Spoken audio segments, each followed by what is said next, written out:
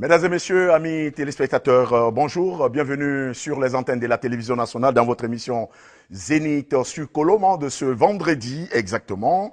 Et comme vous le savez bien, je ne suis pas seul dans cette animation. J'ai l'attaquant de pointe très très fort, Mohamed Chérif Touré qui est juste à côté. Hein, il est tout mignon ce matin. En provenance de la Mauritanie, bien sûr. En provenance de la Mauritanie, voilà. Il arrive tout droit de la Mauritanie ce matin et comme vous le savez, tout de jaune poussin vêtu avec un turban du désert. Hein, voilà, pour vous dire que aujourd'hui, nous sommes donc sur ce plateau pour encore vous donner la bonne humeur, des informations et bien entendu de la gaieté. Et sur ce plateau aujourd'hui, lui, il est né à Néguékoué, dans Madina, dans la sous-préfecture de Touba, préfecture de Gawal. Il est issu d'une modeste famille de Karamoko et dont les vocations sont l'agriculture et le Coran. Il est, depuis sa tendre enfance dans son village natal, impacté par le dialogue et la paix. Il parcourt le pays, il a parcouru les pays africains de l'ouest à l'est et au centre avec pour seule richesse le Coran et la médiation entre les peuples. Rentré au pays, il impulse les cantiques religieux à la télévision nationale avec pour objectif la promotion de la paix et le vivre ensemble à travers les villages de la République de Guinée. Consul honoraire, ambassadeur de la paix, chevalier de l'ordre national de Léopard, décerné par le feu maréchal Mobutu Sese Seko, président de la République du Zaïre alors. Il faut noter également que cette distinction n'était réservée qu'au peuple zaïrois. Mais pour la première fois, pour une seule fois, un étranger est distingué en la personne de son Excellence El Hadj Djeriba Diaby, président de la Fondation internationale pour la paix. Sur ce plateau ce matin, avec lui, nous avons le directeur de la Fondation aussi qui est avec nous pour parler donc de ce thème très important qui nous intéresse tous, la paix, facteur de développement de notre nation. El Hadj, bonjour et bienvenue sur ce plateau. Bonjour. Monsieur le directeur, merci beaucoup d'avoir accepté d'être avec nous. Ça allait être compliqué pour toi si là je te demandais de parler en arabe. Ou en Diakanké. Ou en Diakanké. Voilà. Donc, Chérif, je te laisse donc le choix de porter le premier canari. Ah oui, bien sûr. En tout cas, moi, ça m'a fait un grand plaisir de retrouver El Hadj sur le plateau pour la première fois. C'est vrai qu'on le rencontre quelquefois ailleurs, mais pas sur le plateau. Donc, c'est un grand honneur pour beaucoup d'autres téléspectateurs qui nous suivent pour cette émission et puis surtout le sujet pour lequel vous êtes sur le plateau. Mais alors, on voudrait, puisque nous sommes encore dans cette période de coronavirus, qu'est-ce que la Fondation est en train de faire, parce que ce n'est pas encore fini, qu'est-ce que la Fondation est en train de faire pour respecter les mesures barrières, pour enfin sachez Corona en République de Guinée?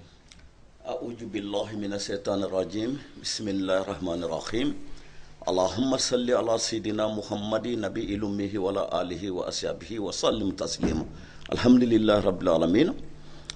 Avant toute chose, d'abord, je voulais vous remercier sincèrement au fond du cœur de m'avoir invité avec mon directeur ici pour causer avec le peuple de Guinée et le peuple du monde.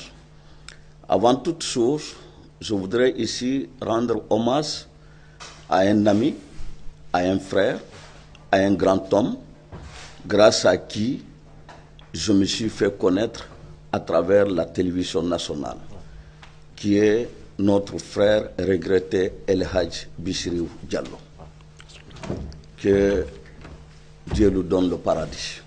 Il a beaucoup fait pour le pays et je ne peux pas être dans sa maison sans vraiment lui rendre cet hommage. Ici, je remercie le directeur général, mon cher frère Savané, et son adjoint, M. Fanasouma. Je remercie M.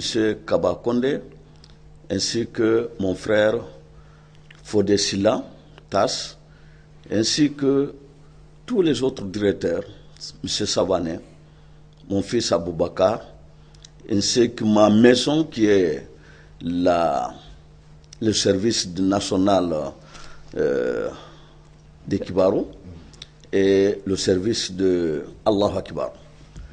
Après ces remerciements, je vous remercie tous de m'avoir accueilli avec l'enthousiasme.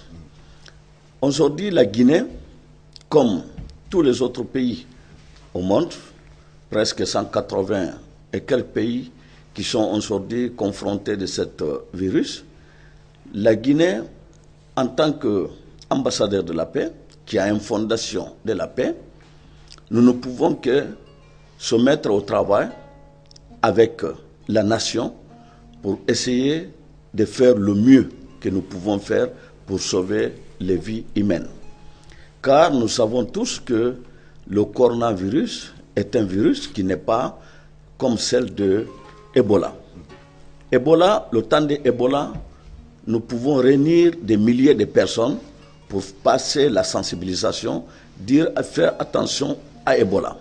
Mais tandis que le coronavirus est une maladie dont la femme a peur de l'homme, l'enfant a peur de son papa, papa a peur de l'enfant, personne ne s'approche à l'autre. Donc c'est une maladie compliquée qu'il faut tout faire pour que les gens comprennent que cette maladie continue encore à tuer. Et nous savons aujourd'hui en Afrique, tels que l'Afrique du Sud et l'Algérie, sont les pays les plus touchés de cette maladie et qui sont nos pays frères. Et la Guinée, qui est un pays de l'Afrique de l'Ouest, n'est pas restée à cette situation. Nous savons que nous avons encore des frères qui sont malades. Nous avons eu des cadres qui sont partis à cause de ce coronavirus. L'ambassadeur de Guinée et l'ambassadeur de la paix, ainsi que sa fondation, s'est mis au travail. Nous avons donné ce que nous pouvons. La presse est témoin de certaines sources, car ce n'est pas ce que nous montrons à la presse qui est vraiment ce que nous faisons. Nous faisons tous les jours, à l'intérieur du pays, même à l'extérieur du pays, selon nos moyens. Je vous donne un exemple que la fondation Djerba Diaby prépare des milliers de cache-nez. Ici, ça, je laisse ça pour la maison. Vous voyez, avec la fondation, le logo de la fondation, par milliers, nous envoyons à l'intérieur des pays, même à l'extérieur des pays où nous avons nos représentations, pour que les gens se protègent de cette maladie. Car nous n'avons pas d'autres médicaments pour le moment que de se protéger contre cette pandémie. Donc, nous disons aux Guinéens, nous félicitons nos autorités et nous félicitons nos médecins, tous ceux qui sont tombés aussi. Nous prions Dieu, que Dieu puisse avoir pitié de leurs âmes et que les Guinéens sachent qu'il faut être disciplinés pour que cette maladie puisse sortir de notre pays. Intéressant. Voilà, monsieur là, j'ai fait un livre. Hein. Voilà, c'est un livre. Voilà, monsieur le directeur, la Fondation internationale pour la paix, l'assistance sociale, dont vous dirigez l'arène aujourd'hui, fait beaucoup de choses, comme vient de le dire tout à l'heure le président. Les activités, comme El Hadj l'a dit, vous avez mené autant d'activités, mais de façon spécifique dans le cadre de la Covid-19. Quelles sont les activités de façon concrète que vous avez développées? Merci Alfred de nous avoir donné l'opportunité, comme vient dit Monsieur le Président de la Fondation. À l'image de Ebola, aussitôt que nous avons été informés que la maladie a été déclarée le 5 mars 2020, la Fondation s'est retrouvée aussitôt à réunion d'urgence. Nous nous sommes dit qu'est-ce qu'il faut faire maintenant à l'image de Ebola. Donc on s'est retrouvés, nous avons fait un plan d'action pour essayer d'apporter notre modeste contribution à la riposte de cette maladie. Donc c'est ainsi, nous avons fait une planification de certaines activités, notamment la sensibilisation, mais pas de porte à porte parce qu'il n'y avait pas une possibilité de mobilisation. Mais nous avons utilisé les médias pour essayer de passer les messages. Et à côté, nous avons réussi aussi à mobiliser des fonds à travers l'ambassadeur de la paix. Nous avons préparé des kits sanitaires dont nous avons distribué dans le quartier dans certaines préfectures, notamment la Guinée, où il y a la représentation. où il y a la représentation. Voilà une occasion pour moi pour vous dire que la Fondation a une représentation au niveau de la Guinée et au niveau africain, au niveau international. Donc partout où nous sommes, on a essayé avec nos représentants de faire quelque chose à travers la sensibilisation et la remise des kits hygiéniques. Donc voici les activités que nous avons privilégiées en ce moment et aussi la remise des denrées alimentaires aux personnes vulnérables. Donc voici les 3 activités que nous avons essayé de... C'est très important. Moi je pense qu'au lieu de... pour aider quelqu'un à guérir sa maladie, il faut l'aider aussi à remplir le ventre.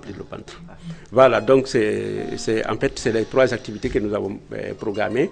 Vous avez suivi avec les médias les remises des dons que nous avons eu à faire, notamment aux religieux, sur l'appel du secrétaire général des affaires religieuses, et aussi certaines personnes vulnérables, notamment les centres de santé et autres. Donc, ce sont ces activités-là que nous avons eu à planifier pour apporter notre modeste contribution à la lutte contre cette maladie. Depuis le samedi 20 mars, si j'ai bonne mémoire, 2017, la Fondation a démarré officiellement ses activités. Vous avez fait beaucoup de choses parce que quand on parle de la paix, c'est vraiment beaucoup d'activités, beaucoup d'informations qu'il faut diffuser. Vous, en tant que directeur de cette fondation aujourd'hui, depuis mars 2017, la fondation a évolué parce que beaucoup pensent que la fondation est axée seulement à Conakry. Merci. Comme vous l'avez dit, en fait, c'est le 17 mars 2015. La fondation a été reconnue officiellement. 2015, parce que chaque 3 ans, il faut renouveler. Donc, dès après la reconnaissance de la fondation par le ministère de l'administration du territoire, nous avons essayé de faire une planification. La première a consisté à faire connaître la fondation, de l'existence de cette fondation. Nous avons fait une conférence de presse que nous avons organisée et nous avons fait des courriers que nous avons adressés aux différents services, notamment les ministères, les différentes institutions, les départements ministériels, les ambassades et les organisations de la société civile. Nous avons adressé des courriers de partenariat. Donc après ça, on s'est dit, nous sommes nés, pour qu'on puisse grandir, il faut avoir un toit. Pour grandir, il faut loger. Donc la première priorité a été proposée par l'équipe de la Fondation. On a soumis à l'ambassadeur de la paix qui a favorablement répondu à notre appel. Donc aussitôt on s'est mis à l'œuvre, nous avons construit notre siège. Un immeuble à 2 étages constitué de 8 bureaux, une salle de réunion, des douches et des toilettes, comment dirais-je, des magasins. Donc l'œuvre là a été inaugurée en 2018. Et après ça, nous avons essayé de planifier certaines activités. Parallèlement qu'on faisait, notamment les actions humanitaires, remise de dons, assistance aux personnes vulnérables. Nous avons récupéré des enfants que nous avons mis dans des ateliers d'apprentissage que nous encadrons. Jusqu'à maintenant. Oui, il y a certains qui ont achevé, notamment côté mécanique et menuiserie.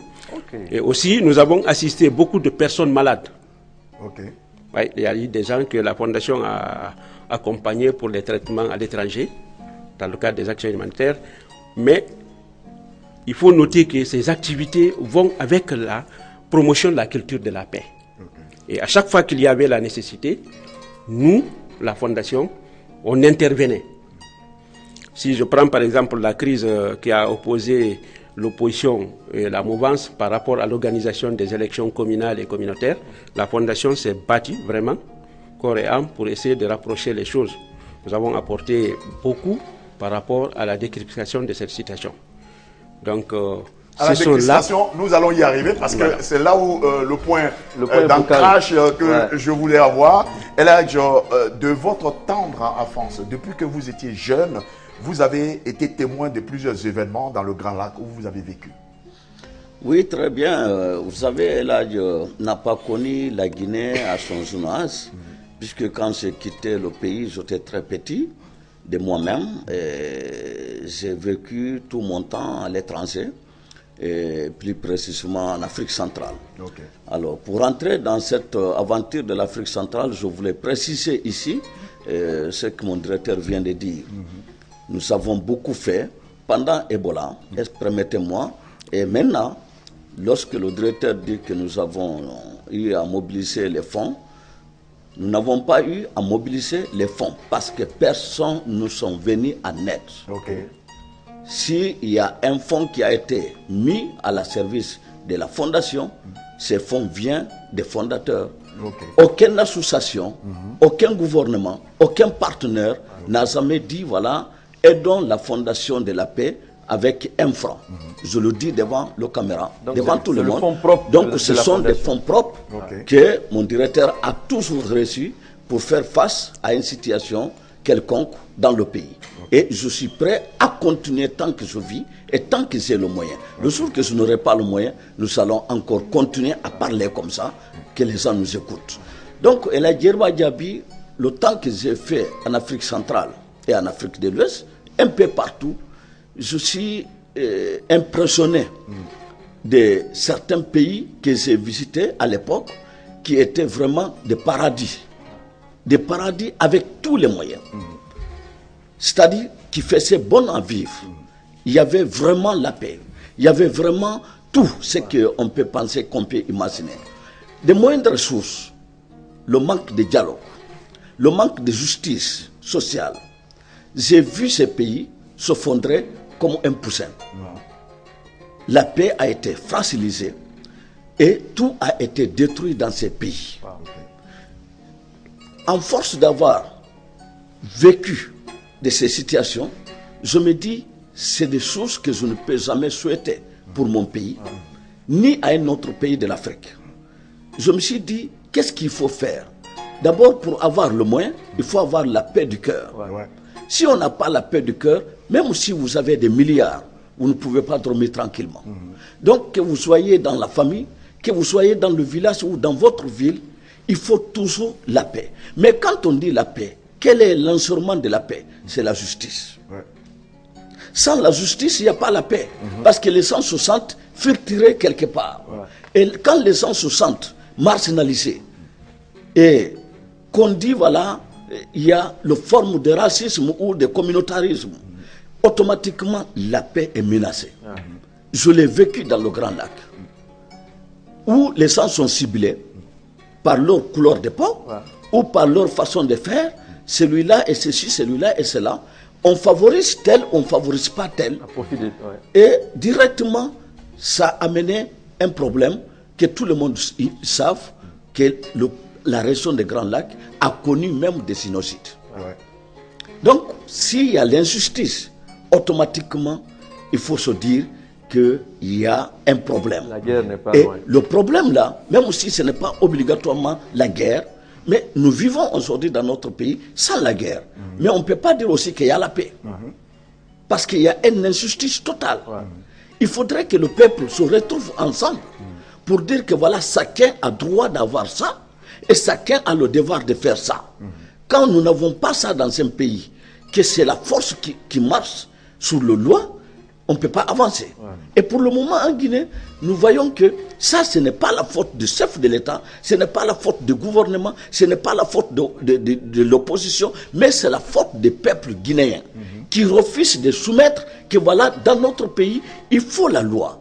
Quand il n'y a pas la loi, on ne peut pas fonctionner dans un pays. On ne peut pas fonctionner, ça c'est réel, le respect de la loi.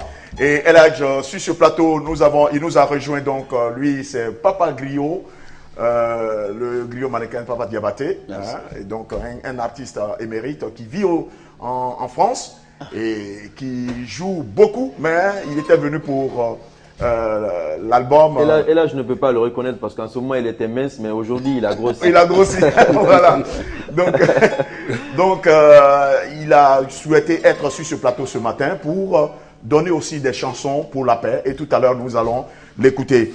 Mais à quelle occasion, El Hadj, vous avez été, vous avez reçu cette médaille du Léopard national, la médaille de l'ordre national. Chevalier de l'ordre Qui national. était désigné uniquement que pour les nationaux. Voilà, c'est parce que c'est une distinction qui était réservée aux Aïrois. Mais vous, en savez, tant qu'étranger, on vous l'a décerné. Vous savez, en parlant de cette médaille, parfois, ça me donne la peine, puisque j'aurais voulu avoir d'autres médailles maintenant. Puisque ça, c'est le passé. J'attends d'autres médailles. Ça va venir là. Et cette médaille est une récompense des bienfaits dans la communauté ouest-africaine au Zaïre. Parce que quand on était à l'époque au Zaïre, aujourd'hui Congo, j'étais le vice-président des ressortissants de ouest-africains dans le Grand Lac. Et à ma fonction de vice-président et ma qualité de marabout, j'avais le rentrée un peu partout. Donc, quand la communauté ouest-africaine a le problème, tout le monde venait me voir pour résoudre ces problèmes. Mais en dehors de ça, à l'époque, la communauté musulmane du Zaïre était aussi marginalisée. La communauté musulmane du Zaïre était divisée. Il y avait combien de présidents à l'époque, des chefs religieux au Zaïre, pendant 15 ans ou 17 ans. À l'époque, il y avait un ami qui s'appelle Ousmane Bongombe, qui était un ministre zaïrois, qui m'a dit, Elhadj, je voudrais que vous vous associez à nous pour nous aider à organiser l'islam au Zaïre. Bien sûr, avec l'ordre des faits, président Mobutu Sese Seko, qui est mon père. Lui, il était musulman. Il était musulman, Ousmane Bongombe. Donc, c'était le seul musulman ministre dans le gouvernement à l'époque. Alors, quand il m'a approché, il m'a dit cela, je dis, ben, je vais me mettre au travail. L'ambassadeur de Guinée à l'époque, c'était Maître Aboulaye Sylla. Maître Aboulaye Sylla, je suis allé le voir. Je lui ai dit, je vais m'investir pour essayer de trouver un compromis entre les musulmans zaïrois. Parce qu'il n'est pas normal que d'autres prient aujourd'hui, d'autres vont prier demain et d'autres prient après demain. Donc, c'était ça à l'époque au Zaïre. Et quand il y a la prière, il y en a qui viennent avec le coupe-coupe pour bloquer la mosquée. Je dis, tout le monde entend, tout le monde voit. C'était comme ça au Zaïre. Je me suis mis au travail. Au bout d'un mois de négociations, nous avons réussi à mettre tous les chefs religieux musulmans ensemble. Et nous avons réussi à ramener les uns et les autres à comprendre que l'islam d'abord c'est la paix. L'islam c'est le dialogue. L'islam c'est d'accepter l'autre. L'islam c'est de partager des idées. L'islam c'est la culture, l'ancienne culture qui dit que tout le monde doit être frère. Et quand nous avons réussi à faire ça, les Zaïrois à l'époque, ils m'ont compris et nous avons arrivé à trouver un compromis au palais des peuples et les musulmans se sont donné la main, ils se sont fraternisés et il y a eu maintenant un seul groupe. Et avec tout ce que nous faisons dans le coulisses, il faut savoir que j'étais dans le centre de la décision à l'époque du Zaïre. Donc il y avait des problèmes en Rwanda, il y avait des problèmes en Angola, il y avait des problèmes à Brazzaville, il y avait des problèmes un peu partout dans la sous-région. Et en coulisses, j'étais toujours actif à côté des chefs pour essayer de trouver la solution à ces choses. Le marshal a trouvé que j'ai fait mon devoir. Il peut me donner l'argent, ça peut finir. Il peut me donner autre source, ça peut finir. Je suis un étranger dans le pays. Mais la seule source qui ne finit pas à l'homme, c'est l'écrit. C'est par là qu'ils m'ont décoré dignitaire de l'ordre national de Léopard. Et tout le monde sait, puisque ça a été dit à la télévision nationale, depuis 1960 jusqu'à le départ du président Mobutu, aucun étranger n'a été décoré si ce n'est pas le corps diplomatique à cette médaille. Je suis encore reconnaissant et je reste reconnaissant au peuple zaïrois à l'époque. Merci, voici une belle histoire, mais là, je rebobine la bande, hein, je reviens en arrière, parce que de votre temps d'enfance, vous et la paix, vous et le dialogue, ce n'est pas seulement en Afrique du Sud, mais même dans votre Madina, dans votre village j'aurais appris que très jeune, vous étiez entre les militaires qui étaient dans les barrages et les populations qui fuyaient pour aller à l'arrivée des militaires. À cause de la scolarisation des jeunes. Vous savez, je suis quelqu'un qui n'aime pas se battre. J'ai peur de bagarre. Partout où il y a mes amis qui cherchent à bagarrer, je fuis. Je n'aime pas que le bagarre se passe devant moi. Et voilà, je suis toujours à côté de mes parents, les vieux, les sages. Et vous avez le temps du président Ahmad Sékou Touré, paix à son âme, il y avait une sécurité dans notre pays. Et la loi était fonctionnaire dans notre pays, comme aujourd'hui d'ailleurs. Et à l'époque, quand vous tuez, on vous tue. Quand vous volez, on vous met en prison. Et tout ce que vous faites qui n'est pas de la loi, on sanctionne directement. Donc on avait peur. Les gens avaient peur à l'époque. Quand on dit un homme de tenue, ça c'est Sékou Touré qui était devant vous. Ouais. C'était Sékou Touré qui était devant vous. Parce qu'à notre temps, quand on était petit, lorsqu'on voit un homme qui est habillé en blanc, il est caché quelque part, on dit attention, c'est Sékou Touré qui est là. Ouais. Et surtout quand on voit l'homme de tenue. Les vieux à l'époque, puisque l'axe de la baie Tamba était sécurisé, partout il y avait des barrages, des militaires. Notre village fait partie de ces axes-là. Donc, à Komba, il y avait un camp. Et c'était commandé à l'époque par Sarsan Wourale. À l'époque, c'était des sergents. C'était mes amis. À l'époque, c'était les sergents, sergents-chefs, assistants-chefs. C'était pas facile de voir en ce moment les généraux. Non, c'était rare. Ouais. Donc, ces gens-là, ils venaient dans tous les villages pour savoir ce qui se passait. Mais avant de rentrer dans les villages, ils tirent le coup de canon. Pour annoncer leur arrivée. Pour annoncer leur arrivée. Nous, les Djakanké, vous le savez très bien, nous sommes des hommes de Dieu. Nous n'avons pas habitué à ces arts de source. Tout le monde est homme de Dieu, mais surtout les Djakanké. À l'époque, wow. Voilà. Alors, qu'est-ce qui se passe quand... Et là, je sens un groupe de personnes en train de dire jamais on refuse. Alors quand ils arrivent au village, ils tirent, tous les vieux étaient paniqués. Alors, le chef de village qui était à l'époque un grand frère à moi, mon cousin, El Hadj Demboni Jakabi, qui était le patron, c'est-à-dire c'est leur grand-père qui a fait le village Menyankouré, me dit, écoute, comme toi tu es Kalabanté là, il faut aller voir là-bas, là, qu'est-ce qui se passe. Je pars, je rencontre les militaires, je n'ai pas peur, je leur salue. On me dit, toi, tu es qui? Je dis, voilà, c'est le chef de village qui m'a envoyé. Il dit, bon, prenez notre fusil, on rentre dans la ville. Mais quand je prends le fusil est plus important, plus lourd que moi. Plus lourd que vous. Plus lourd que moi. Donc c'est comme ça, au fur et à mesure, j'étais devenu un dialogueur entre ces militaires et les parents du village. Désormais, quand il veut venir, on m'envoie la mission pour dire, bon, on vient au village, il faut avertir les imams, il faut avertir les parents que nous allons venir. Jusqu'à ils ont marié une femme dans notre village par Malik Kamara, qui est un forestier, qui a marié notre grande sœur Néné Jakabi, qui a fait des enfants qu'on ne sait même pas où ils se trouvent. Donc, c'est comme ça, malgré tout le temps que nous avons eu à faire avec ces militaires, mais il n'y avait pas de confiance.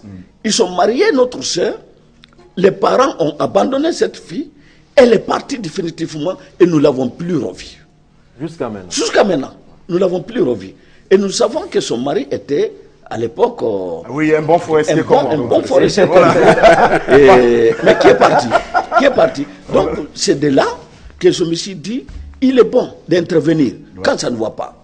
Il ne faut pas avoir peur de parler la vérité entre deux personnes, que ces gens ne viennent pas nous agresser. Ils ne viennent pas pour prendre nos moutons. Ils ne viennent pas pour faire du mal à nos enfants, à vos enfants. Mais ils viennent parce qu'ils ont un devoir de nous protéger.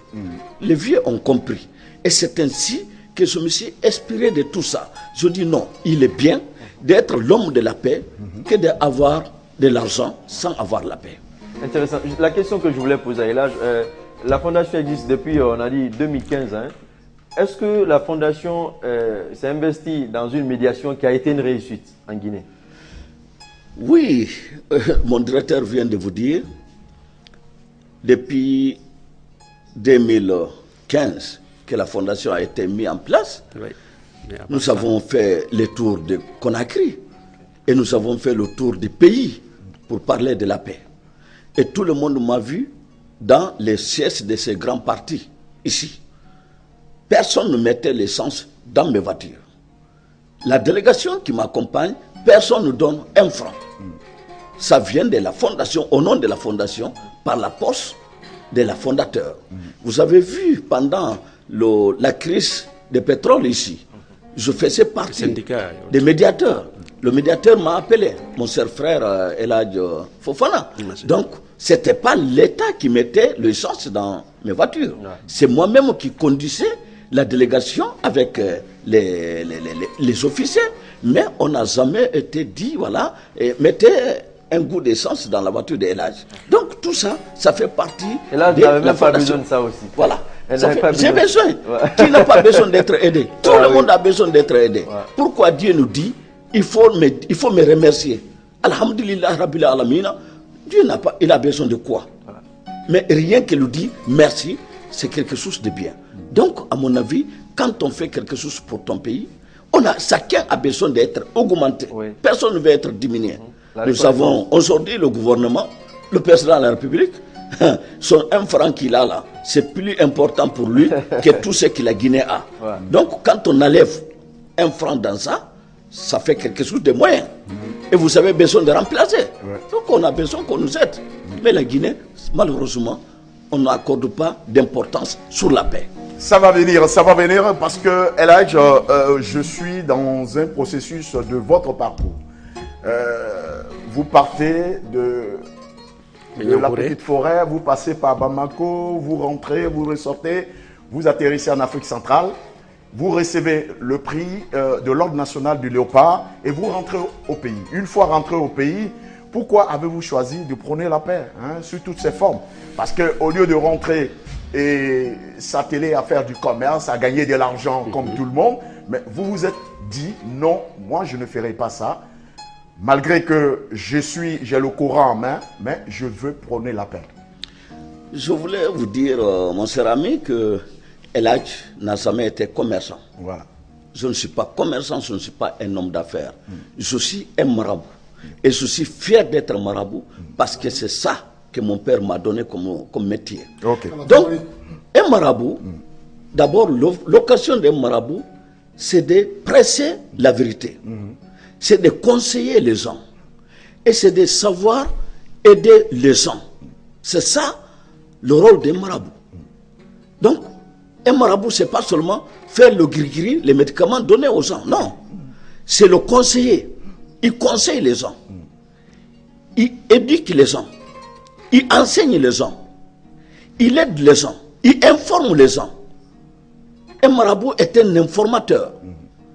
La raison pour laquelle, si vous nous voyez, ceux qui ont la chance d'être avec les grandes personnes, il est difficile que quand un marabout est écouté dans un cercle, qu'il y a l'erreur, sauf si vous ne l'écoutez pas. Parce qu'il ne vous dit pas des choses pour dire, mais il vous dit des choses en prenant connaissance de cause. Comment on dit? Ce qui est dans le courant. Non seulement ce qui est dans le courant. En pesant le pour et le contre. Pour et le contre.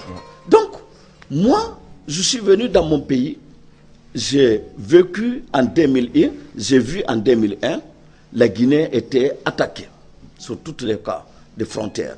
Quel Guinéen n'avait pas eu peur à l'époque?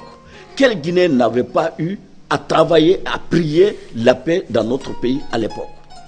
Il n'y avait pas Forestier, il n'y avait pas Peul, il n'y avait pas Malinké, il n'y avait pas Soussou. C'est tout le monde qui sont unis comme un seul homme pour dire non, nous allons défendre notre pays.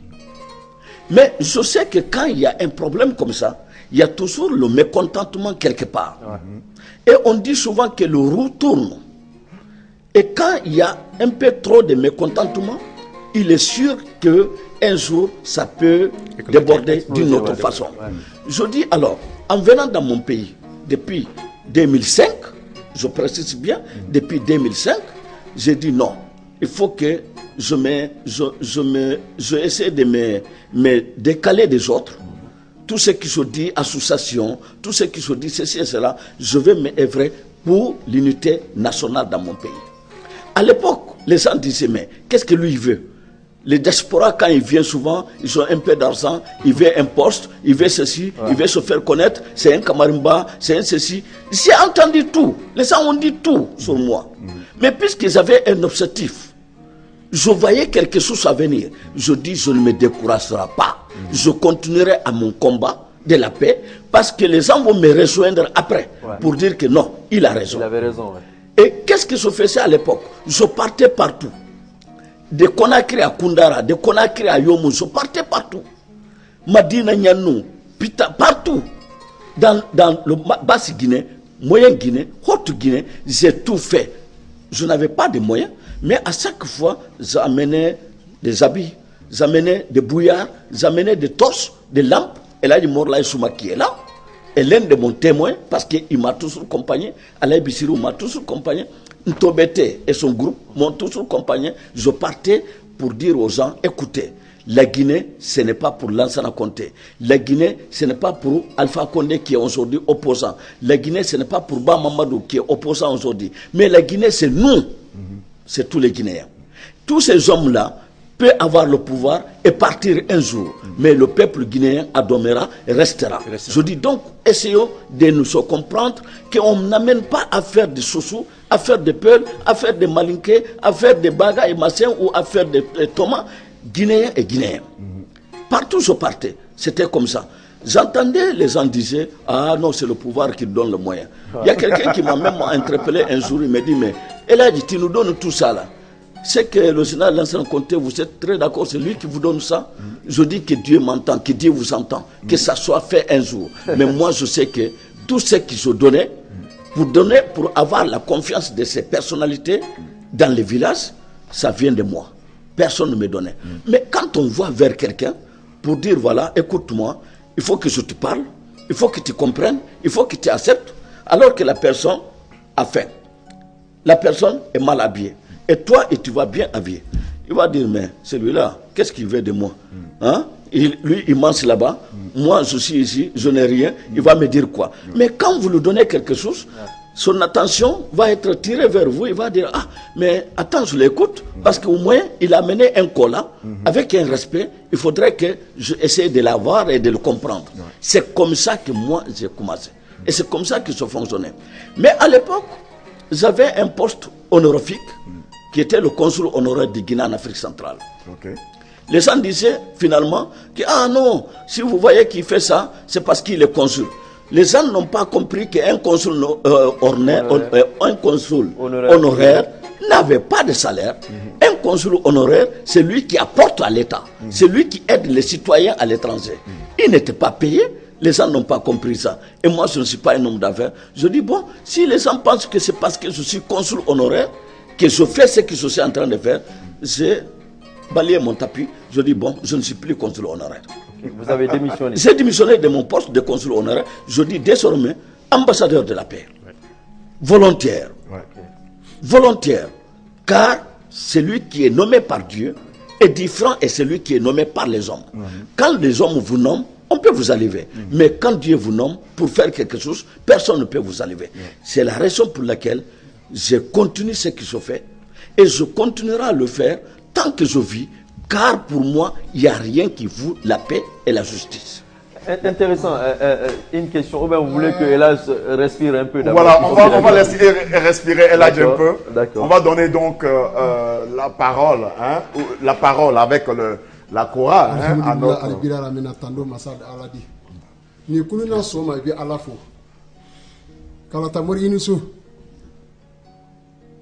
Un ambassadeur Inisso. Et le blanc dit l'homme qu'il faut à la place qu'il faut. Il n'y a pas deux capitaines dans un bateau. Kerbou Djabi Inisso. Karamoba Mamari Inisso. Fonnaso. Fonnaso Bena. Fonna Berebou Djabi la Fonnaso Bena. Dunya. Ah, Dunya Betini. Dunya Mokele Koli Dunya Bela.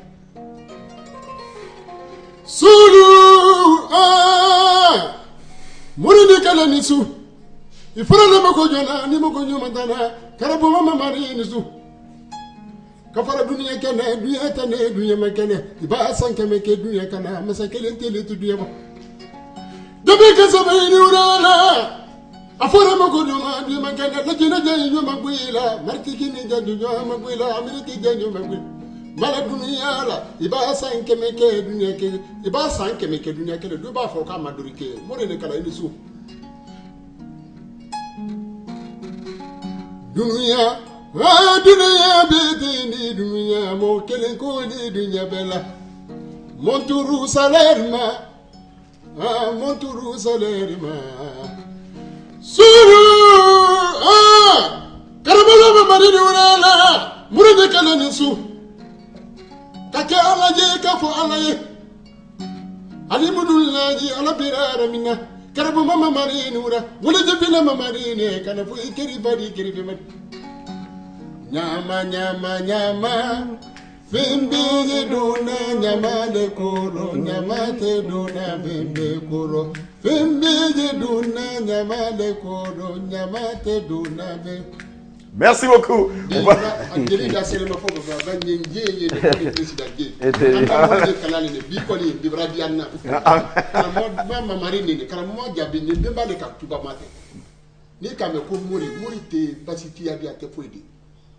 Ala na kila bila nne ka ke conseil bi moy jamana ba nyami ko yo muri may jamana ba ki kala ko yo muri may ni masake ba jama ko yo muri may ni ba ki bola e kana karamo son tadi amen fo la yo leta nyami sini ne ka kabala ta ka buludata ka jamana ta ka ambassadeur bi ku islam fe be na la jine ko la jine fa na te de monde entier o jabi le sini barika. Merci beaucoup. Merci. Oui. La question que je voulais poser, on a parlé de l'ambassadeur de la paix, on parle de médiateur de la République. Est-ce qu'il y a lieu de parler de haut conseil de la paix? Oui, vous savez, médiateur de la République, sous son rôle, comme ambassadeur de la paix aussi, sous son rôle. Mais dans notre pays, il est un peu dommage que on peut continuer à ouvrir des postes ministériels, mais sans penser que il y a aussi quelque chose qu'on met de côté, qui est important, c'est le Haut Conseil national de la paix. Okay. Haut Conseil national de la paix, comme dans d'autres pays en Afrique, nous voyons, c'est des personnalités apolitiques qui ont les facilités. Parce que là où un homme neutre peut parler, un ministre ne peut pas parler là. Un envoyé de gouvernement ne peut pas parler là. Et c'est ce qui est un peu dommage ici dans notre pays. On n'arrive pas à utiliser les personnalités de, comment on dit, des personnalités morales. Okay. C'est ça qui est dommage dans notre pays. Parce que vous voyez, quand il y a un problème, au lieu que le ministre se déplace, ou le premier ministre se déplace, ou un membre de gouvernement se déplace, mais des personnalités neutres, civiles, des personnalités, des citoyens, faciles, parlent à un autre citoyen et faire comprendre à un autre citoyen la danse. Mais lorsque, à la place de ces personnalités, si c'est les membres de gouvernement qui sont bons, c'est soit avec l'argent ou soit avec le pouvoir. Les personnes qui sont en face de vous, soit ils vous acceptent parce que vous avez apporté quelque chose qui est l'argent, ou ils vous acceptent parce que vous êtes venu avec la force. Et dès que vous partez, ça revient à zéro. Mais quand on fait la promesse à un noble, quand on dit noble, c'est-à-dire un citoyen noble, il dit non, nous avons donné notre parole à tel, nous ne pouvons pas revenir là-dessus, c'est honteux. Parce que la Guinée, c'est ça. Notre pays, c'est la nobilité. Mais c'est cette nobilité-là qui est en train de s'en aller aujourd'hui, parce que quelque part, nous sommes tous vendus et acceptés quelque part. Acceptés quelque part. On devient comme des objets. Quand vous parlez, si on ne dit pas qu'il est avec le gauche, on dit qu'il est avec le droite. Et ça revient d'une manière où on ne peut plus être crédible quand on parle. Parce que si vous parlez, vous allez dire que si je parle comme ça, mon ami va dire mon ami, alors que nous sommes tous des amis. Nous sommes tous des amis dans notre pays. Il faut dire la vérité, même si ton ami va te recéter. Mais si c'est la voix dans le sens du peuple, je préfère de perdre ma crédibilité avec vous que de perdre la crédibilité avec Dieu et mon peuple.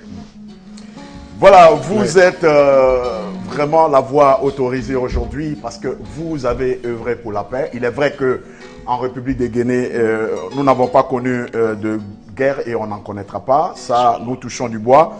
Mais pour vous, est-ce que vous pensez qu'un ambassadeur de la paix a sa place pour contribuer au développement de notre nation? Mais je dirais oui, parce que en tant qu'ambassadeur de la paix, je fais mon rôle, je suis écouté, je suis consulté en longueur de journée et je sais ce qui se passe. Et mes conseils que je donne, certains, même si on dit non, on ne le fait pas, mais je vois sur le terrain que le conseil a accepté. Donc pour moi, l'ambassadeur de la paix a un rôle important. Et si on arrive à l'aider, l'ambassadeur de la paix, aider dans le sens, je ne dis pas des moyens, je ne dis pas l'argent, mais écouter au moyen ce qu'il dit et faire ce qu'il vous dit, parce que dans le pays, quand on dit un conseiller n'oblige personne. Il vous dit son pensée et son expérience qu'il a vécue. Et à travers cette expérience, si vous acceptez de comprendre, ça va vous aider. Mais si vous restez, un jour, nous voyons ce qui se passe dans les pays voisins. Et ce qui passe dans le pays voisin peut nous inspirer aussi dans notre pays pour dire que le dialogue est fondamental. Le dialogue est la source de la vie. Le dialogue est la source du pouvoir. Le dialogue, c'est le dialogue qui donne le pouvoir et c'est le dialogue qui fait que l'homme devient fort, parce que tout ce qui refuse le dialogue est toujours souvent le faible. Quand on est fort, on accepte de dialoguer. Mais quand on n'est pas fort, on refuse de dialoguer. Donc voilà, quand on dialogue, on a toujours la chance d'arriver où on veut arriver. Parce qu'on se sent des idées. C'est l'école, la vie c'est une école. Et l'école, on peut l'apprendre que quand on est là, en face, l'un et l'autre, tu es d'accord, je ne suis pas d'accord, et je analyse ce que tu m'as dit, et tu analyses ce que je dis, on verra qui a raison et qui a tort. À travers là, c'est une école de la vie. Intéressant. Voilà, nous allons... Oui. Et là, à la base, vous êtes marabout. Quel est votre rapport avec l'association des marabouts, des grands marabouts de Guinée? Vous savez, je suis le premier vice-président des grands marabouts de Guinée. Et Eladji Boundouka Kamara, mon grand frère, il m'appelle grand frère, je l'appelle grand frère. Il est le président des grands marabouts, de l'association des grands marabouts de Guinée. Vous savez, dans notre pays, il faut reconnaître que les marabouts ont leur place dans ces pays. Et c'est ce qui nous manque aujourd'hui. Le manque de confiance qu'on donne à ces hommes. Quand vous regardez au Sénégal, lorsque les religieux parlent, on dit tel marabout a dit ça, on ne bouge pas. Et là-bas, c'est le pouvoir qui vient vers les marabouts. Ce n'est pas les marabouts qui vont vers le pouvoir. Mais là, est-ce que là-bas, ce n'est pas le comportement des marabouts qui font que le pouvoir a confiance en eux? Mais c'est ce que je voulais dire. Puisque les marabouts là-bas se respectent, les marabouts là-bas ont de quoi avancer, les marabouts là-bas ont de quoi à faire. Mais quand nous n'avons pas de quoi avancer, on est obligé d'aller de porte à porte pour Mandiané. Et quand vous allez devant la porte des ministres, il dit, ah, Eladji, attends-moi là-bas d'abord. Dites à Eladji de partir jusqu'à demain. C'est fini. Quelle est ta place? Alors que c'est Eladji qui doit dire le ministre, aujourd'hui c'est le temps, demain je n'ai pas le temps. Tu viens ou tu ne viens pas. Ou on demande à Eladji quand tu peux nous recevoir. Mais c'est ça la force des marabouts. Mais aujourd'hui dans notre pays, qui est la voix autorisée aujourd'hui de dire aux enfants, de dire au peuple de Guinée, non, ne fais pas, et qu'on écoute. Dans notre pays, c'est qui? Quel imam? Quel marabout? Quel chef religieux? Et quel chef coutumier dans notre pays aujourd'hui? Parce que nous sommes tous vendus. Nous acceptons l'argent au détriment de notre valeur, de notre honneur, de notre dignité. Ouais. Alors que la dignité vaut de tout. L'honneur est vu et bien que le bonheur. Parce que le bonheur, ça peut finir. Mais l'honneur ne finit jamais. Et un marabout n'a pas, quand on est marabout, on se suffit d'abord. Parce que c'est vous qui donnez aux autres de quoi à se protéger, de quoi à se nourrir, de quoi à faire ceci et cela. Mais prenez les dispositions, demandez à Allah qui vous grandisse, demandez à Allah qui vous donne le moyen, demandez à Allah qui vous donne ce que vous voulez pour que vous partagez aux autres. Mais lorsque vous dites que moi, dans mon coin, je ne peux pas vivre sans le député là, je ne peux pas vivre sans le ministre là, je ne peux pas. Mais quand il n'est pas là, vous allez faire comment? Merci beaucoup, Eladji. Voilà, nous repartons en régie rapidement. Nous allons revenir tout. Nous repartons à la régie rapidement pour un extrait d'un élément, un extrait sur les activités de son Excellence, Monsieur l'ambassadeur, sur ce plateau. Dans notre pays, où au résultat, ni vainqueur, ni vaincu, l'invincible, c'est le dialogue, et l'invaincu, la paix. L'initiative est venue à travers l'inspiration de Mme Bianca Diabaté, faire une affiche autour de la paix à travers le programme de développement du président Alpha Condé. Loin de la politique politicienne, moi, en tant qu'initiateur de l'action, je suis à jamais pour la paix. Et quand il y a une tempête qui souffle, les feuilles les plus intelligentes se confient après un baobab. Sinon, elles seront emportées par la tempête. De venir aux côtés de son Excellence El Hadji Yeriba Diaby, qui mérite le brevet de la paix, en me mettant à citer le nombre de satisfaits, le nombre de médailles, je vais déborder en timing. Je profite de la présence du Djeli Tomba en me confondant à votre cheville. La tradition africaine a appris que la cola reste le fruit le plus important de l'Afrique. Sans cola, pas de mariage.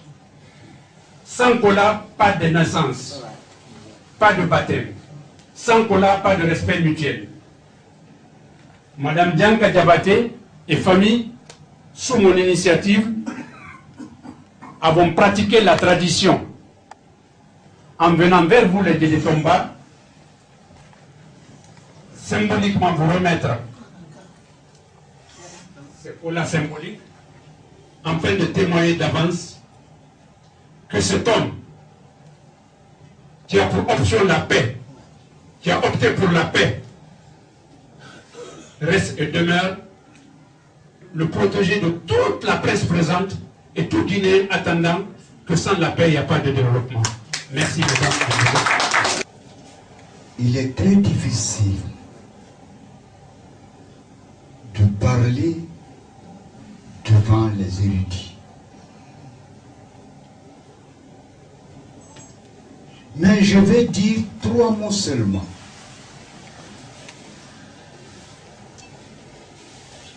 Dieu ne donne pas, il récompense. Et c'est écrit dans le Coran 107 fois la récompense.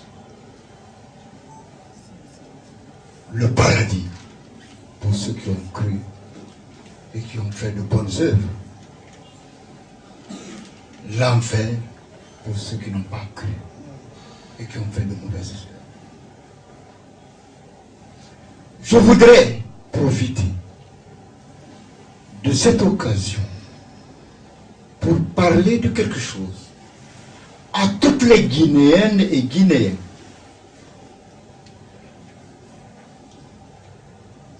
Nous devons faire mien de 2 mots qui sont cités dans le Coran. L'obéissance. 88 fois l'obéissance. Nous devons obéir à ceux qui nous ont mis au monde, à nos chefs. C'est écrit 88 fois. Et le second mot, c'est l'amour. Nous devons nous aimer. Aimons-nous. Monsieur Alpha Traoré, nous venons vous déposer les 10 mois de cola pour se confier à Dieu et à votre auguste personne.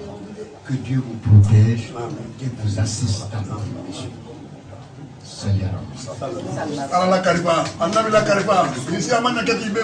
En commençant par les teneurs des pouvoirs mandingues qui sont les Djeli et les Djeli Tomba.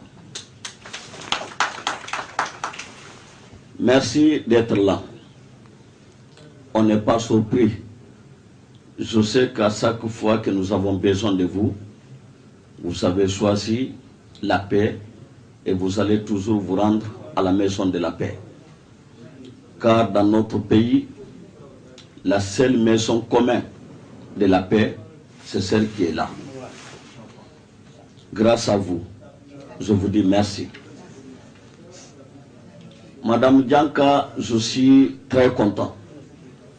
Je remercie ici nos amis de la presse qui ont été toujours le poumon de Ella Djerba Diaby, le cerveau de Ella Djerba Diaby, le moteur de Ella Djerba Diaby, car sans cette presse, la voix de Ella Djerba Diaby ne sera pas entendue en Guinée ni en Afrique. Merci, voilà. C'est bien. Ouais, c'est intéressant, mais il s'est passé quelque chose là-bas qui n'a pas été filmé. Ouais, qu'est-ce qui s'est passé? Et là, j'ai parlé jusqu'à avoir l'émotion, les larmes ont coulé. Qu'est-ce qui s'est passé là? Oui, c'est dans toujours mes conseils avec nos griots, nos artistes, ces talents qui ont des importances dans notre vie. Car quand on dit un pays merveilleux, c'est qu'il y a la musique, les enfants dansent, même les vieux entendent la musique, ils sont contents. Alors, mais dans notre pays, 95% musulmans, tous nos artistes, tous nos griots sont, à ma connaissance, des religieux. Ils appartiennent soit à une religion. Ouais. Donc, je me suis dit, en voyant certains obstacles qu'on voit ici aujourd'hui, accompagnés des griots avec la musique dans leur dernier demeure, pendant que le corps est là, parce que Nkalon abafoku saya munne sayadi saya koroy mundi iwato le kudai iti kosa la butu ile ka menke ici kono ini wole wato mo brete si fenkeli yembutu mendi arjana dima alors wokono abafoku subra lala sunya ya wayorole la alu men ni e koma alu ye dibilero alu ye dibilero sule ka wayoro don aye benna ba te benna ba jahannama le ba arjana le ba sule kawolo andun kalon anna jelilu kalon ka fo ko iba dun jeliado abasi mumandoma anya mela antuma ko ako jeli bawo jeli kewo abara tubi abara jeliada bula entre yo mela ka fo ko anoku jule kela wote ka fo ko jeliya madaga wote ka fo ko jeliya interdine silamaya do wote mais jeliya e tulunedi mais à un moment donné il dit bo tulundo kana sobedo jeli be salla jeli be sunna anna jeli doliye el hajjulle hajalle albarawa kaba ka wakaba la yinga albarawoke alors mais a defo ko akabra jeliya bula bratubi c'est que abra regretter coup doluma ala jeliya tuma ala miskido dolu di miski don ya façon doma ala le ka miskila à la responsabilité yaro dol de miskila la nya façon doma à la responsabilité yaro parce que aller ka miskila akon bara sey alama ne bara menke mbara to ndinu ni mamadinu ya ne bara sey alama nsi bara siro men na mbara yafa akola wuli mumma parce que aya fait la bakke wala lumen gaburudo anin kubera kana wa na la dinate ni wo jeli wo k'a fɔ ko men wala alo e don kilila la ko kuyalma kutalma c'est des innocents parce que ignorance do akela le mo malo mais alon kola conseil di kola mosika ke e kalon k'a fɔ ko ibrahila su toro ba su te si wulila k'a fɔ ale men kela manima ado afoni ne alla kila sallallahu alaihi wasallam bulu ko ni mo sara alu ye hinna kasike mais alu kana kasika dana tambi alu kana kasi suma fo ka suke aladi e karbarasa nde ya kela di butun karbarasa nyine trende la kubedo nyine trende la kubekela ile kasi wo kela sulani almawasu lumbudu malaikalu ya mangini kala ko bon donc il est le training kela il est très à la place il est là su ya fo la ko albarantonye nde maninfo albarantonye il est même kasila wobiri bayro de ça ku ya tonye kane et surtout wo kasidron ka fo su barakete et surtout il est jimbeni bala ni tamanta ka wa malo gabrudo adwa foni ne ko hali baki afola ko Allahu akbar yesu malola amadaga iya fu konoro me kana fu idala suba ke malola silence total parce que ale wala yoro mena be silan yoro le mote kini la suma mo ba bansala kini taro ale le kini la aluma parce que ale bara wa yoro ye mais alul malo ay wala yoro mena. Waouh, on apprend beaucoup ce matin dans cette émission.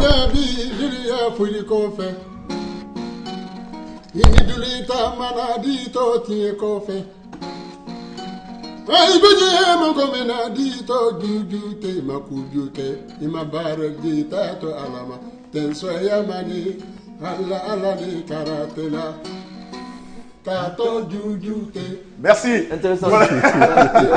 Monsieur le directeur, aujourd'hui, vous gérez, vous avez la charge de la gestion. Il y a une question, parce que nous parlons de paix aujourd'hui, c'est important. Il y a une question de notre frère Leno, je crois du côté du Canada. Là, oui. Voilà, dessous Leno, du côté du Canada. Il dit, que faire pour que ce pays soit une famille, une réelle famille pour tous? Il faudrait que les Guinéens sachent, pour que la Guinée et les Guinéens soient une famille réelle, nous devons bannir la haine. Et nous devons avoir la justice pour tous. C'est-à-dire les hommes doivent avoir peur de la justice. Que quand on fait ça, la justice va montrer que j'ai touché un Guinéen. Et qu'il n'y a pas un Guinéen qui va se démarquer de l'autre Guinéen. Parce que dans notre pays, on a vu 58. Tout le monde était debout comme un seul homme. Même 84, tout le monde était uni. Mais depuis 20 ans, pourquoi les Guinéens ne sont plus unis? Parce que nous courons derrière l'argent. Nous courons tous derrière le pouvoir. Et chacun dit que c'est ma personne. Alors que si Dieu n'a pas donné à ta personne, il faut attendre que Dieu décide. Le pouvoir, ce n'est pas l'homme qui donne le pouvoir. Ce n'est pas un marabout qui donne le pouvoir. C'est Dieu qui donne le pouvoir. Et en donnant le pouvoir, il donne à qui il veut. Mais si tout le monde devient politicien, tout le monde veut être président, tout le monde veut être ministre, tout le monde veut être député, mais vous pensez que vous allez aimer votre frère? Non. Aujourd'hui, en Guinée, nous ne pouvons plus dire qu'il y a des gens au village. Tout le monde en fuit dans notre village. Et nous avons tous peur aujourd'hui de l'un et l'autre. Pourquoi cette peur-là? Pourquoi cette méfiance-là? Pourquoi cette manque de confiance? Est-ce que les Guinéens ont confiance aujourd'hui à leurs frères? Même nos épouses, les femmes, ta femme n'a plus confiance à toi. Et toi, tu n'as plus confiance à ta femme. Ton enfant n'a plus confiance à toi. Tu n'as plus confiance à ton enfant. Le pouvoir n'a plus confiance au peuple. Le peuple n'a plus confiance au pouvoir. Et quand il y a le manque de confiance, on ne peut pas être unis. C'est cette manque de confiance qui fait aujourd'hui que tous les Guinéens sont nerveux.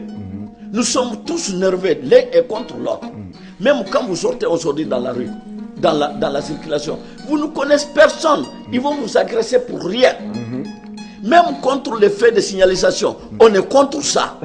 Parce que tous les Guinéens sont pressés. Tous les Guinéens veulent avoir tout en même temps. Et tant que nous n'allons pas cette mentalité, il faut que nous changeons nos mentalités. Je connais un pays qui s'appelle le Ghana. En 81, les Ghanéens sont comment? Mais pour censer le Ghana, c'est les mentalités ghanéennes qui étaient d'abord censées et qu'on a censé le pays, le Ghana. Le Rwanda, où il y a eu le génocide, en 96. 96. Très récent. Tout pays là. Mais qu'est-ce qu'ils ont fait, le gouvernement rwandais? Ils ont fait le lavage des cerveaux des peuples rwandais. Ils sont censés la mentalité des peuples rwandais pour montrer qu'un Rwandais égale un Rwandais. On s'est dit le Rwanda était États-Unis de l'Afrique. Donc tous les grands pays de l'Afrique qui ont eu la chance de monter et surmonter leurs conflits et qui ont fait la paix et qui ont eu à faire la réconciliation sincère. Parce qu'ici c'est nous, on dit réconciliez-nous, réconciliez-nous. Mais si on n'est pas sincère entre nous, comment nous pouvons nous réconcilier? C'est cette sincérité-là que nous n'avons pas. Et chacun va mettre le pression sur le tapis quelque part. Et quand voilà, on dit voilà, il est contre toi, il est pour qui, il est pour tel, et ceci et cela, on ne écoute pas. Et quand on ne s'écoute pas, quand les Guinéens ne s'écoutent pas, on ne peut pas aller vers un paix durable. Parce que tout le monde va dire, mais même si je parle, c'est comme ça qu'on dit à la Djerba, lui il prend son temps, parler de la paix, pas. Mais je parlerai de la paix, parce que pour que les Guinéens s'aiment, il faut leur dire que ce que nous ne trouverons pas dans l'amour, on ne peut pas trouver ça dans la haine. Et en ce moment, c'est la haine qui dirige notre pays. je ne dis pas au pouvoir. Je dis la haine, parce que si je dis le haine dirige le pays, ce n'est pas parce que ceux qui sont au pouvoir, ce sont eux qui sont haineux contre la population. Mais toute la population est dans le même mais tout le monde est énervé, comme vous l'avez dit. Oui, vous voulez intervenir? Oui, je voulais lui demander par rapport à comment la Fondation évolue, le rapport entre la Fondation et le ministère des Actions sociales. Merci bien, Monsieur Chérif. La Fondation est en étroite collaboration avec certains départements ministériels dont nous avons estimé peuvent être des structures avec lesquelles nous collaborons parfaitement. Structures partenaires. Partenaires depuis sa création, notamment les affaires sociales, parce que la Fondation, c'est la Fondation pour la paix et l'assistance sociale. Donc toutes les actions sociales nous regardent avec le ministère de l'Action sociale. Nous collaborons très bien quand nous avons des activités, nous les informons et nous les invitons et ils participent effectivement. Donc c'est une parfaite collaboration avec le ministère de l'Action sociale. Et avec certaines ONG humanitaires qui évoluent dans l'humanitaire? Oui, pour ça aussi, nous avons des partenariats avec certaines structures dans ce cadre, avec lesquelles aussi nous collaborons et nous partageons l'expérience aussi dans le cadre de ces actions humanitaires. Voilà. De ces actions humanitaires, j'ai l'impression que ça joue à gauche, ça joue à droite. Mais ça a trop joué à droite. Oui. Non, parce que nous parlons de paix et il est l'ambassadeur de la paix. Et lui, il est le tenancier de la case de la paix. Absolument. Voilà, donc... Il y a la question d'un Facebooker, il voudrait savoir pourquoi Elhadj a choisi la presse pour accompagner son combat.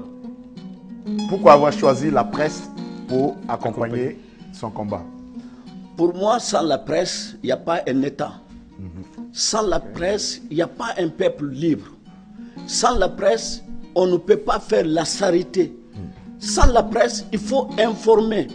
Et c'est la presse qui est le meilleur identité à informer au temps réel, mais surtout, pour dire que voilà ce que Elhadj Djerba a fait, il n'y a rien de cassé derrière. La raison pourquoi partout où nous partons, il y a toujours les journalistes avec moi. Pour montrer qu'Elhadj Djerba ne part pas là-bas pour critiquer tel ou tel, ou pour parler en faveur de tel ou tel, parce que mon rôle, c'est d'être au centre des choses. Je ne choisis ni de côté gauche, ni de côté droit, sinon je ne suis plus ambassadeur de la paix. Un ambassadeur de la paix, c'est celui qui dit la vérité, et que c'est lui qui reste sur son ligne de conduite. Même dans ma famille, je suis comme ça. Je ne prends jamais la part de l'autre et contre l'autre. Donc si la presse est avec moi, je trouve que mon pouvoir aujourd'hui, c'est grâce à vous, les hommes de presse. C'est pourquoi je continuerai à apporter à chaque fois que cela est nécessaire à la presse ce que je peux. Le comportement, pour vous, en tant qu'ambassadeur aujourd'hui de la paix, pour vous, quel est le comportement idéal d'un ambassadeur de la paix? C'est l'honnêteté, la simplicité et surtout être impartial. On n'a jamais été dans un camp où on peut vous corrompre. Parce que si vous acceptez d'être vendu quelque part, vous ne pouvez plus exercer votre métier de l'ambassadeur de la paix. On peut vous aider, on peut vous haïr, ce que vous dites et ce que vous faites. Mais si vous n'êtes pas accepté quelque part, vous êtes toujours libre de votre mouvement. Parce qu'il faut dire la vérité. C'est la vérité qui blesse dans notre pays. C'est la vérité qui manque dans notre pays. Aujourd'hui, vous regardez nos jeunes enfants qui sont en train de mourir pour rien. Quand je dis pour rien, il faut savoir aussi que la Guinée doit arrêter à tuer les enfants guinéens. Et que nous devons privilégier le dialogue au lieu d'aller tout le temps enterrer nos enfants. Je dis ça à tous les côtés, que ce soit le pouvoir, que ce soit l'opposition. Parce que quand on dit dans notre proverbe africaine que quand des personnes tiennent le marmite, quand vous tirez, ça se casse. Mais quand l'autre laisse, il dit bon, on va dialoguer, qui va prendre? Je crois que vous allez le préserver. Et le peuple est comme ça. Nous sommes piégés entre les hommes qui sont au pouvoir et les hommes qui veulent le pouvoir. Et les hommes qui ont le pouvoir doivent savoir qu'ils ont un bilan à protéger. Oui. La raison pour laquelle l'ambassadeur de la paix peut être même ami des hommes qui sont au pouvoir. Parce que quand on dit la paix, c'est en faveur de ceux qui sont au pouvoir.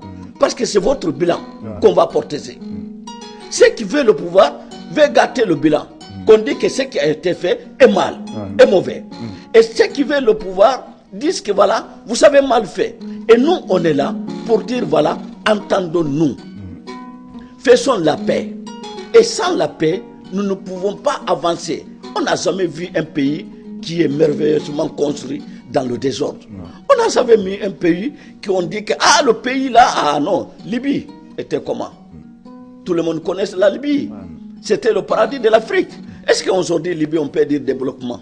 Non. Libye se développe aujourd'hui parce qu'il y a la guerre.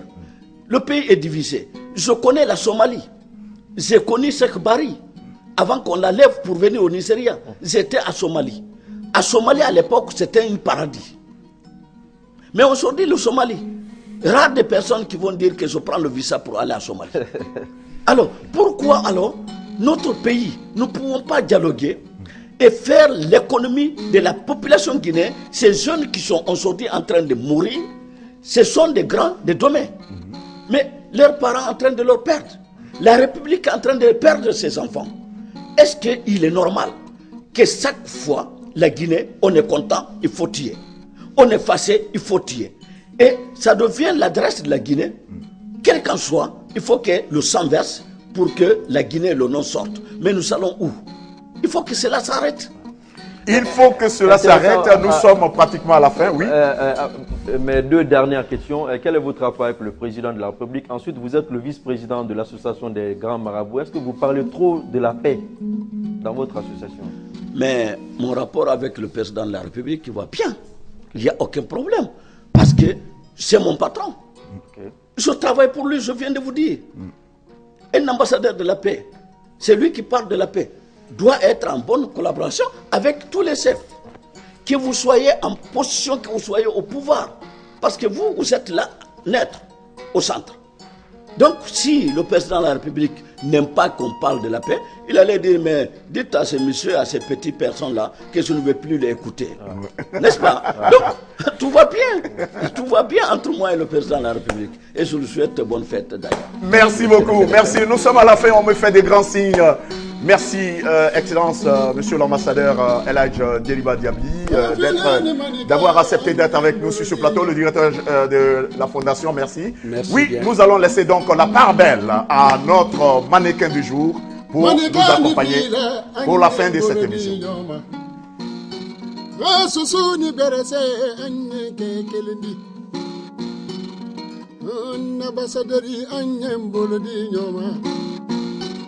Indi duliyita mana di toti e kofe mo yinde ne mangone be adi ne mule gabi kanene duyate asusu ni berese anya ke kelindi landu mani susu anya ke kelindi lajine kalu badima lendiridi alale sera sela kato juju te fu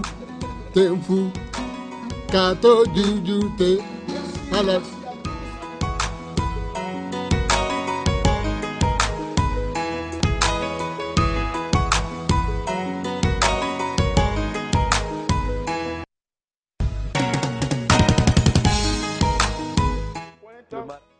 Le marabout en provenance. Voilà, en provenance du Niger. Non, Mauritanie. Mauritanie, ah d'accord, ça a changé là. Merci beaucoup, El Hadj, merci. Monsieur le directeur, merci beaucoup. Le griot mannequin, merci. Cool. Merci et nous vous...